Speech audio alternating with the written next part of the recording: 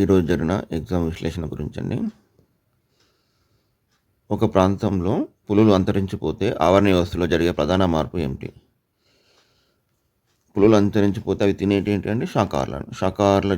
శాకాహార జంతువుల సంఖ్య పెరిగి ప్రత్యక్షంగా మొక్కలపై ప్రభావం కూడా చూపుతుందండి. ఈ క్రింది వాటిలో అంతరించిపోయే ప్రమాదం ఉన్న మొక్కల జాబితాలో లేనిది ఏది? సర్పగంధి, యూకాలిప్టస్, నెపంథిస్, సైకస్.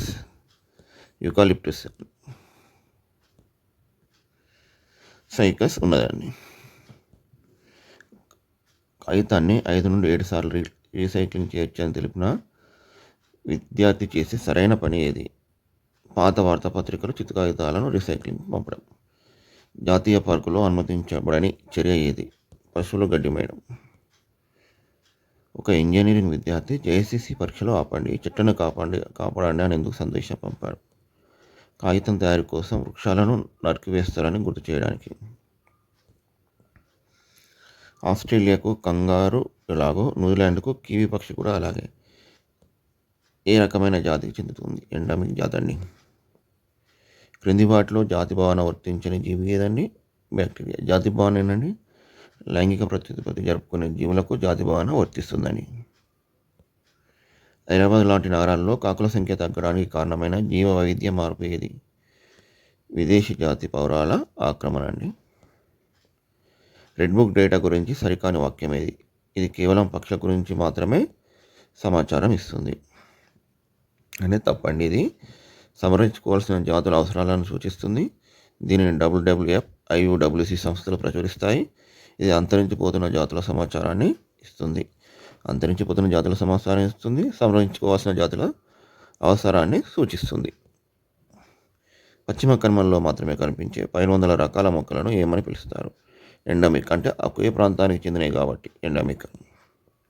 రామగుండం అడవి ప్రాంతంలో గత 60-70 ఏళ్లలో జీవవైవిధ్యం దెబ్బతినడానికి కారణం కానిది ఏది? అక్కడ థర్మల్ విద్యుత్ కేంద్రం ఏర్పాటు చేశారండి. దానికోసం అడవులు నరికివేశారండి. అడవులు నరికివేశారండి.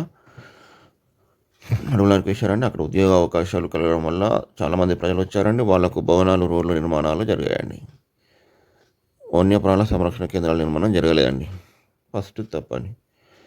పక్షులు 1000 కిలోమీటర్లు ప్రయాణించి ఒక ప్రాంతం నుండి మరొక ప్రాంతానికి రావడాన్ని ఏమంటారంటే వలస. ఆంధ్రప్రదేశ్ రాష్ట్రంలో పక్షుల సంరక్షణ కేంద్రం కానిది ఏది? కవాలి జంతు సంరక్షణ కేంద్రం ఆదిలాబాద్లో ఉందండి. తలనీపురం పక్షుల సంరక్షణ కేంద్రం, కొల్లేరు సంరక్షణ కేంద్రం, నెలపట్టు సంరక్షణ కేంద్రం, ఇవి 3 ఆంధ్రప్రదేశ్లో ఉన్నాయండి.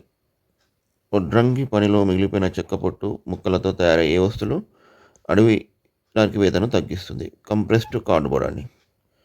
క్రింది వాటిలో విదేశీ ఆక్రమణ జాతి కాని మొక్క ఏదండి? సైకస్ అని. గుర్రపు డెక్క, స్పానిష్ ఫ్లాగ్. 3 సరికాదు. కరెక్ట్ ఆన్సర్ అండి. 3 సరికాదు.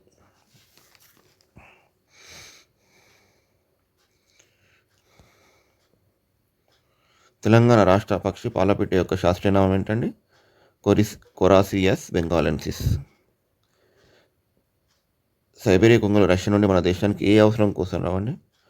శాశ్వత నివాసం ఏర్పరచుకోవడానికి. అవి వలస వచ్చిపోతాయండి, వలసలాగా వస్తాయి. 2019 పులుల గణనివేదికల ప్రకారం భారతదేశంలో పులుల సంఖ్య ఎంత ఉంటుంది? 2603 నుండి 3346 వరకు అండి. 2603 నుండి 3346 అండి. ఆదిలాబాద్ జిల్లా బెజ్జూర్ మండలంలో ఏ అంతరించిపోతున్న పక్షిని సంరక్షించడానికి చర్యలు చేపట్టారు? రాబందు. కరెక్ట్ అండి. 1 టన్ను కాగితం తయారు చేయడానికి సుమారు ఎన్ని వృక్షాలను నరకవలసి ఉంటుంది? 15 నుంచి 25 అండి. ఓకే అండి. ఎగ్జామ్ అందరూ బాగా రాశారు. Very good.